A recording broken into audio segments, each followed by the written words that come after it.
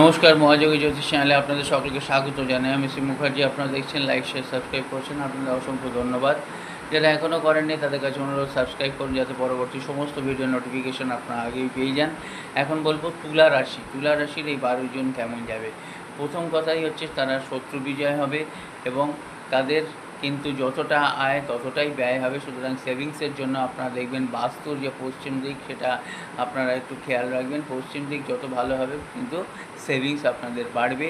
আপনারা প্র্যাকটিক্যাল কাজ করবেন, লজিক্যালি কাজ করবেন, সেন্টিমেন্টাল ইমোশনাল একজন হবেন না। নিজেরা পরখ করে দেখবেন, অন্যের কিন্তু মুখে ঝাল খাবেন না। যারা প্রেম করছেন তাদের জায়গায় কিন্তু তৃতীয় ব্যক্তির আগমন একটা সৃষ্টি হবে, সেখান থেকে একটু সাবধান, সজাগ থাকবেন। এছাড়াও আপনাদের বিবাহিত জীবন মোটের ওপর শুভ।